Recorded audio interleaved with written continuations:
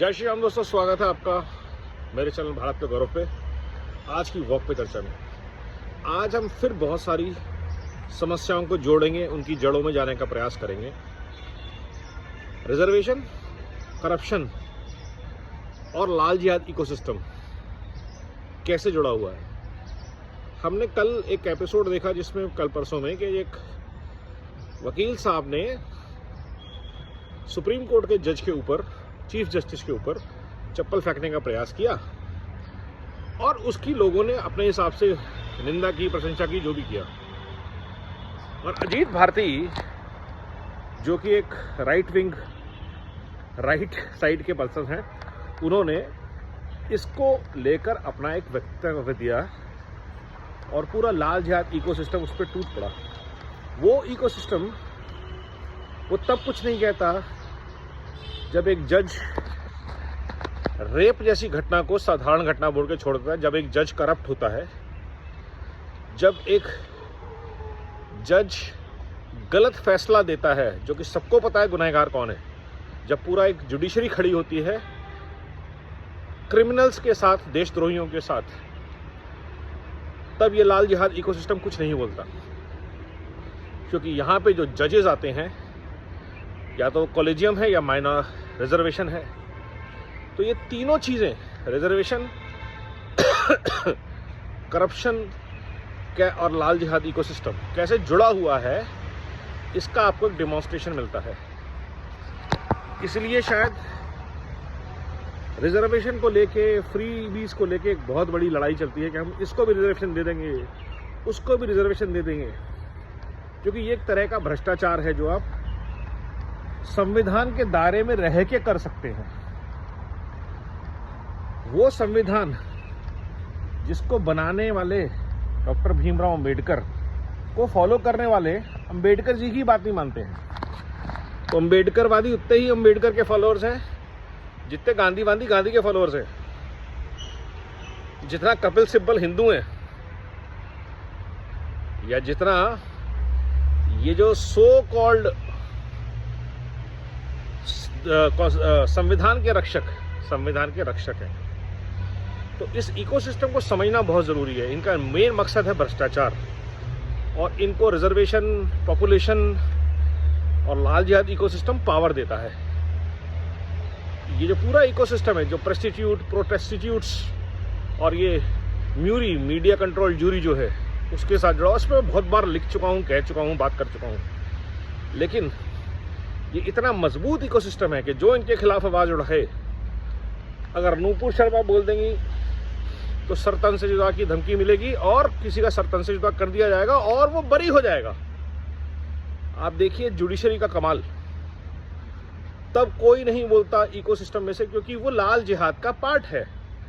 आपको सेक्युलर बोल के, हिंदुओं के खिलाफ बोल के, सनातन के खिलाफ बोल के सेक्युलरिज्म को साबित किया जाता है, जबकि एक्चुअली वो जिहाद का सपोर्ट है। जो चीज़ भारत के संस्कार, संस्कृति से जुड़ी हुई है, उसको लाल जिहाद हमेशा टारगेट करेगा, उन लोगों को हमेशा टारगेट करेगा। लोग मंच से बोलते हैं कि इस आदमी की मैं बोटी बोटी कर दूंगा, और वो आदमी भारत का प्रधानमंत्री है, और वो उस व्यक्ति को जो गाली दे रहा है एक पार्टी अपना उपाध्यक्ष बनाती है। ये विडंबना है इस देश की।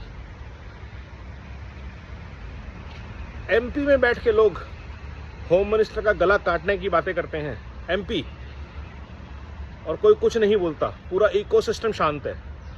इकोसिस्टम उस चीज़ को, ये लाल जिहाद इकोसिस्टम जो है, जर्नलिस्ट जो हैं, प्रोटेस्टिट्यूट्स जो हैं, ये उस चीज़ को एम्पलीफाई करते हैं जब वो आवाज़ या तो किसी भारत प्रेमी की तरफ से आती है या भारत के निर्माण को डेडिकेटेड किसी व्यक्ति की तरफ से आती है, और ख़ास तौर पे अगर वो सनातनी है, तो चाहे वो सिख हो, चाहे वो जैन हो, चाहे वो बुद्धिस्ट भी हो। अरे अगर आप बुद्धिस्ट बन गए तो आप दलित कैसे रहे? अगर आप मुसलमान बन गए तो आप दलित कैसे रहे? अगर आप क्रिश्चियन बन गए तो आप दलित कैसे रहे? ये सवाल कोई नहीं पूछता।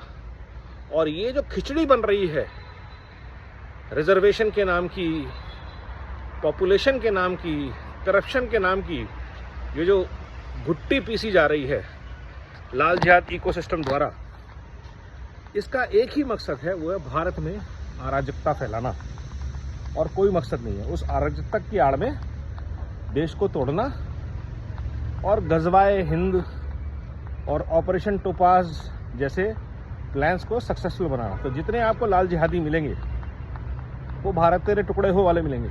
उनको कांग्रेस उठा के कन्हैया कुमार बना देगी और या फिर इलेक्शन के टिकट देगी। जो अफजल अंसारी ऐसे लोगों के साथ लोग खड़े होते हैं, अफजल गुरु और मुख्तार अंसारी के साथ, उनको एमपी बनाएगी। तो आप देखिए ये पूरा का पूरा इकोसिस्टम चलता किस तरह से है। सिस्टम उनको रिजर्वेशन देके एम्पावर करेगा और रिजर्वेशन जिसको जरूरत है उसको नहीं मिल रहा। जिसके बाप दादा आईएएस आईपीएस बन गए, जजेस बन गए, वो आज भी रिजर्वेशन चूस रहे हैं और जिस गरीब पिछड़े को वो मिलना चाहिए उसको नहीं मिल रहा। ये पावर है इकोसिस्टम की। अपने लोगों को ताकतवर बनाओ, अपने लोगों को फायदा बचाओ, अपने सिस्टम को मजबूत रखो, चाहे वो 10 साल 15 साल सत्ता से बाहर भी है। और यही वो बात होती है जब कहा जाता है कि सरकार तुम्हारी होगी, सिस्टम आज भी हमारा है और इसी के खिलाफ लड़ाई लड़नी है। यही भ्रष्टाचार को बढ़ावा देने वाली शक्तियां हैं, क्योंकि लूट झूठ और फूट इन्हीं केंद्रों से चलता है। इन्हीं येन केन प्रकरण जो हैं वो यही हैं। ये इनको फौज देते हैं, फीड देते हैं। यही वो लोग हैं जो कहते हैं मदरसों में जो तनख्वाहें बट रही हैं वो नहीं हिलनी चाहिए। जब देश सेक्युलर हो गया, धर्म निरपेक्ष हो गया, तो एक धर्म के लिए बढ़ावा क्यों? एक आबादी अब देश का 20-25% हो गई तो वो माइनॉरिटी क्यों? ये सवाल पूछने की जरूरत है। माइनॉरिटी है देश का सिख, जैन, अगर बुद्ध है तो बुद्धिस्ट, क्रिश्चियंस, पारसी। जो आबादी का और जो कन्वर्ट हो गए हैं उनको कन्वर्जन सर्टिफिकेट अगर ले लिए हैं उन्होंने, क्रिश्चियन बन गए हैं, मुस्लिम बन गए हैं, दलित बनने से बुद्धिस्ट बन गए हैं, तो उनका ट्राइबल पिछड़ा ये सब क्यों बेनिफिट्स मिल रहे हैं? आज टेक्नोलॉजी होते हुए अगर हम इस सिस्टम को क्रैक नहीं कर पा रहे हैं तो कहीं ना कहीं अंदर से उनको सपोर्ट मिल रहा है। इसीलिए जुडिशियल रिफॉर्म जरूरी है, इसीलिए क्रैकडाउन ऑन करप्शन जरूरी है, इसीलिए वन टाइम रिजर्वेशन जरूरी है और इसीलिए बार बार आवाज़ लगाई जाती है कि ये सारे रिफॉर्म तुरंत प्रभाव से लागू होने चाहिए, वरना जितना मर्जी आप रेवेन्यू बढ़ा लीजिए गेम आगे नहीं बढ़ रहा। नमो भारत, वंदे मातरम, जय हिंद।